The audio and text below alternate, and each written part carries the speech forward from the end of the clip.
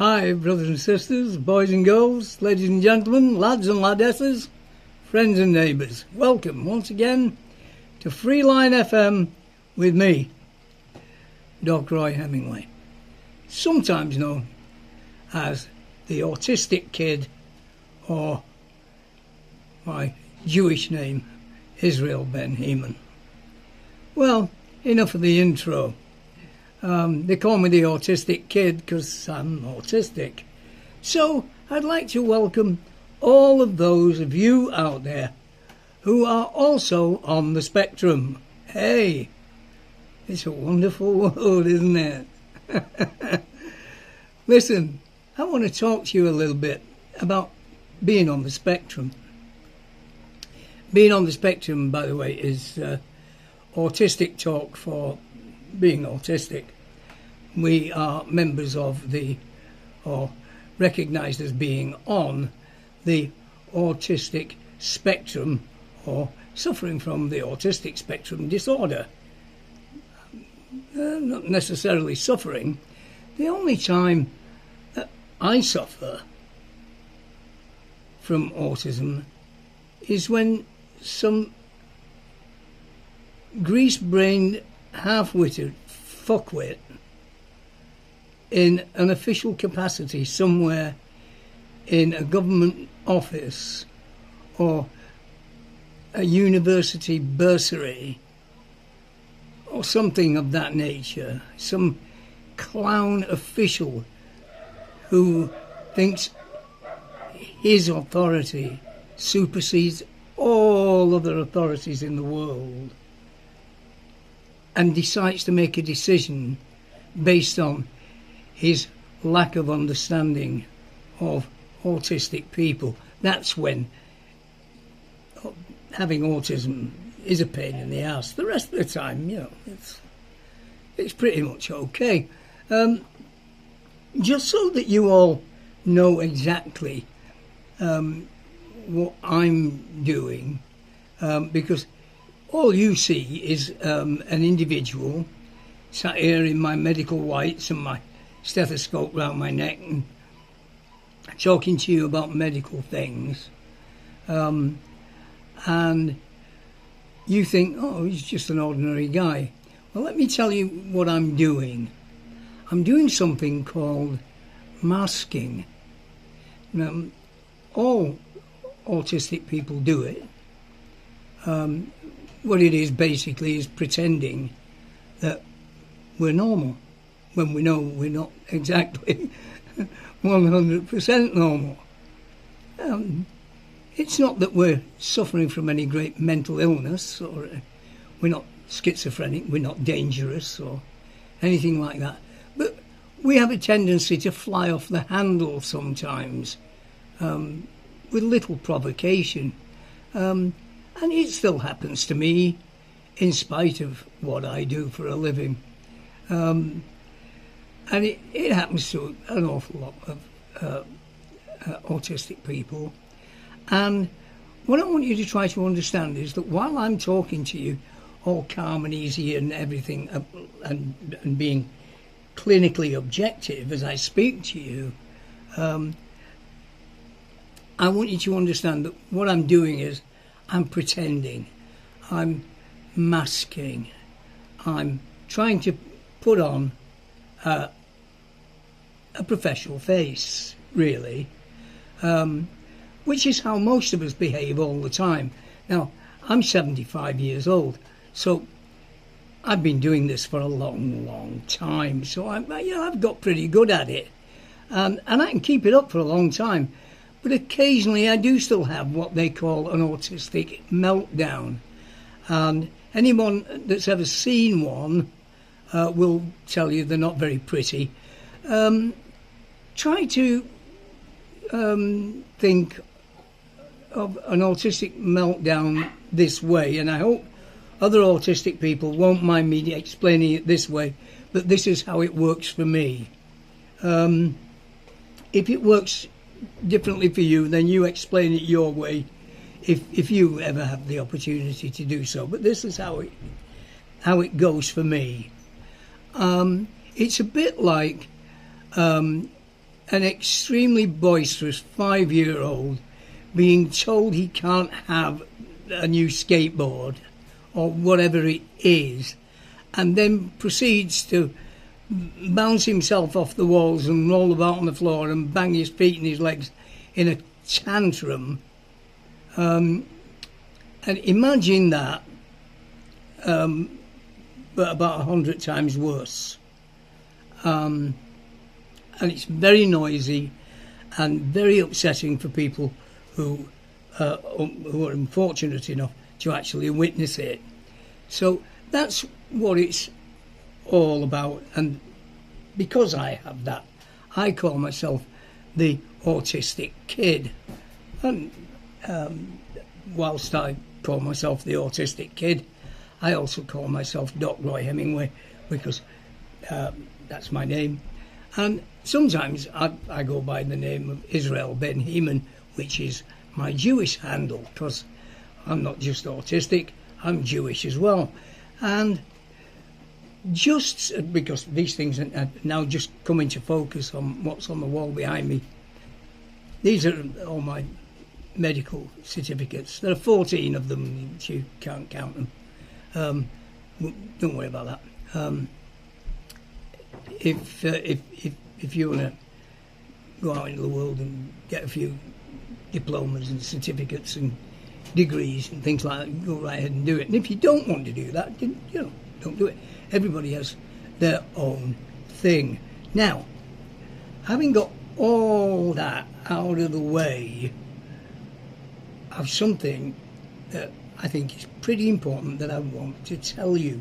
And what I want to tell you is what I also want you to tell lots and lots and lots of other people. And the handle on this is very simple. There is a pandemic. No, I'm not referring to another COVID-19, because that wasn't a pandemic, that was a hoax dreamed up by a man who should know better. His qualifications are impeccable as a medical practitioner and as a research scientist, which is what I am. I'm a cardio research scientist.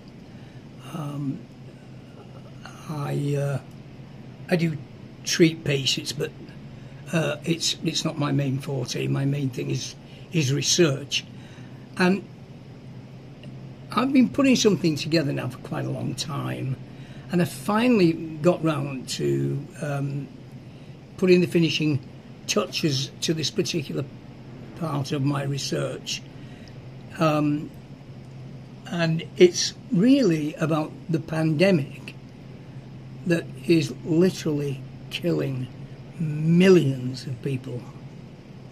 Millions. It's so prolific, I doubt that it's at all possible that you would not know someone who has died of this particular disease. It's called cardiovascular disease, arteriosclerosis, or clogged up arteries. That's another way of calling it what it is. Yeah. The odd thing is, it's a lot more prevalent in the Western world than it is in other parts of the world, and that's really because of the lifestyle that has been chosen by the Western world. First of all, the lifestyle in the Western world is sedentary. If a Western businessman doesn't have to get off his arse, he's not going to do it. If you tell him he's got to get up and take 20 minutes for a 3-mile walk, 20 minutes would be moving quite fast, actually. But if you're going to take 20, 45, 50 minutes for a 3-mile walk or a 3-kilometre walk to get your cardiovascular system pumping away, your heart and lungs working in coordination with each other. If you have to do that, most people will actually just knuckle down and get on with it. But if they don't have to, they simply won't do it. Right, so here's the thing. There's a way to beat it. There's a way to stop cardiovascular disease killing so many people, and it's a word that I sort of half invented and half sort of fell into my lap. It's called Pysiostress Induced Arteriogenesis. Now, that sounds really complicated, doesn't it? But it isn't really. Basically what this is, let's say, for instance, a guy goes into hospital. He's taken in by an ambulance. He's got an elephant sitting on his chest. He's in terrible pain. He can't breathe. His blood pressure's through the roof, and he's sweating like a pig. Now, if there are any Muslims that object to me using the word pig, I don't give a fuck. Now, if this guy with the pain in his chest has a blocked artery, which is odds on favourite, he probably has. If we don't unblock that artery and get some oxygenated blood into the myocardium, the heart muscle, real fast, his heart muscle will start to die, and so will he. And if he doesn't die, if he's fortunate enough to survive, let's say, for instance, a left anterior descending coronary artery myocardial infarction, in other words, a massive heart attack. If he doesn't survive it, it's pretty normal for that kind of heart attack. It's called a widowmaker. But if he does survive it, he's going to be an invalid, because this kind of heart attack just doesn't take prisoners. This thing wants you carried out in a bag. This is one of the worst heart attacks you can possibly have. And once you've had one and the damage is done to your heart muscle, there's no reversing it. As good as many of my colleagues are in cardiac surgery, they cannot pump life back into a dead cardiac muscle. It just can't be done. So how can we beat it? How can we beat this terrible problem of heart attacks that either kill or maim you? Well, a lot of people are going to reach for their bag of pharmaceuticals and say, take this and take that and take the other, and use this inhaler so it aids your breathing and do it and all the rest of it. And I'm not going to do that, because a bag of pills isn't the answer. Pills don't cure the problem. Pills only treat the symptoms.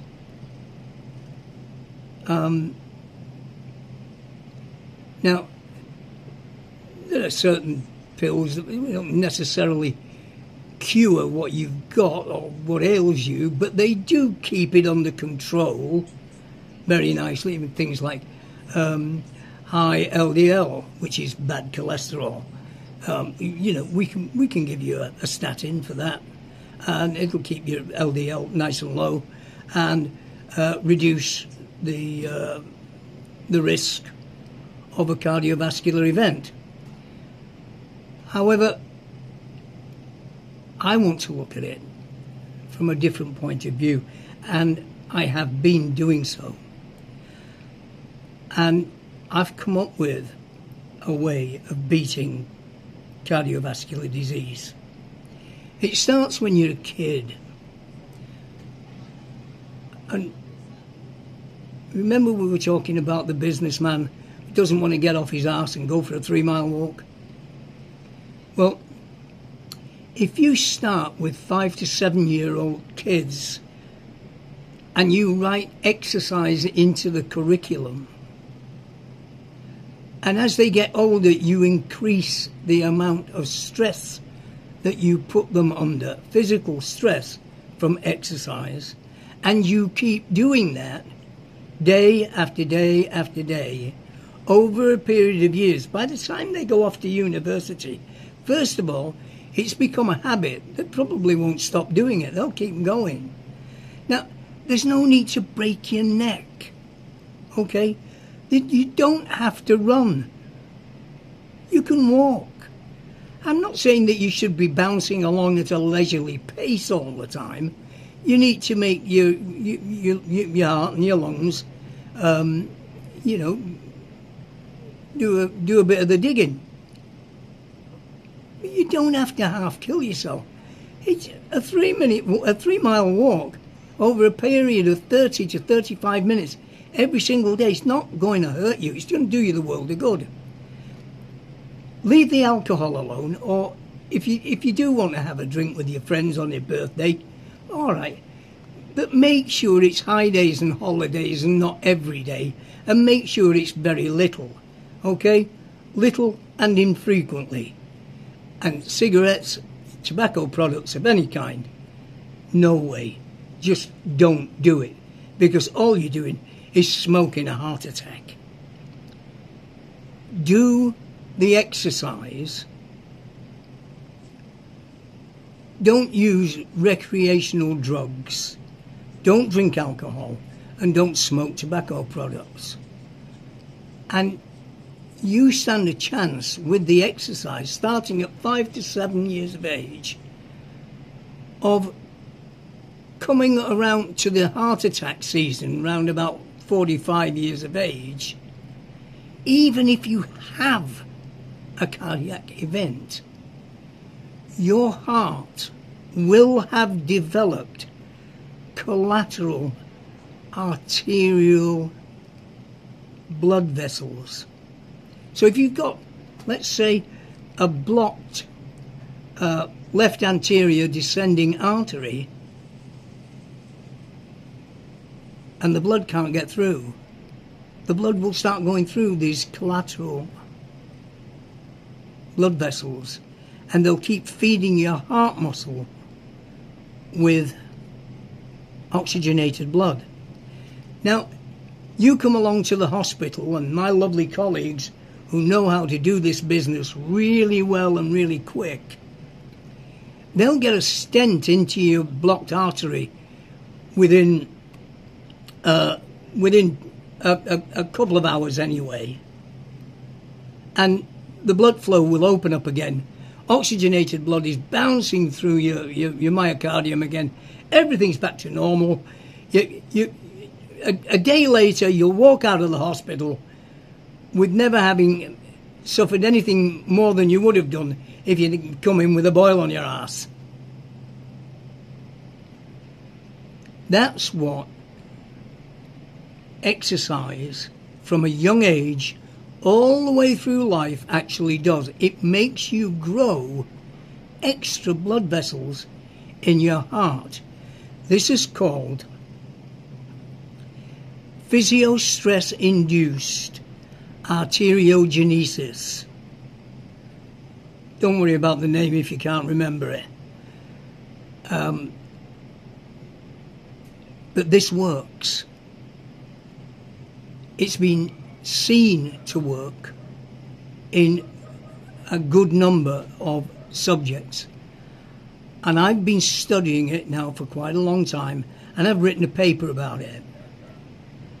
And the establishment and the elitists, being who they are, They don't like publishing things that come from autistic people like me.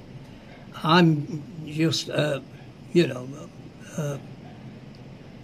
cardiovascular research scientist. What would I know about it? I can't know anything about it because I'm autistic. And the truth is, it colours everything that they think, say and do. In other words, this DEI is bullshit. If you're autistic, you don't get included. Believe me, you don't. You get marginalised, sidelined and dehumanised. And anything that you do, they kick it into the long grass and try to make sure nobody sees it. If you do something special, they will try to hide it. And that's what they're trying to do with me. So what I did was, I thought, I'll put it on an open platform like Facebook and let anybody and everybody read it. So it's on my feed. I've posted it on there. It's under the title that you've heard me mention a couple of times. And what I'd like you to do is, if you go along to see your doctor, tell him about it and ask him to read it. And the more people that read it, the more people that come to realise that this is a way to treat cardiovascular disease before it occurs, the better off we're all going to be. Tell everybody you know to take a look at my paper here on Facebook and tell them to tell their doctors, and if they're heart patients, tell their cardiologists, and tell everybody that this was written by an autistic cardio research scientist, and it's a way of reducing to almost zero cardiovascular disease, not only in the Western world but around the world, the whole world, in a single generation. Even Fauci didn't promise that with COVID-19. Brothers and sisters, boys and girls, ladies and gentlemen, lads and ladesses, friends and neighbours, thanks for being with me. Try to help us out to get this programme off the ground, and let's make it fly so that everybody can live a long, happy and extremely healthy life. Goodbye for now, and God bless you.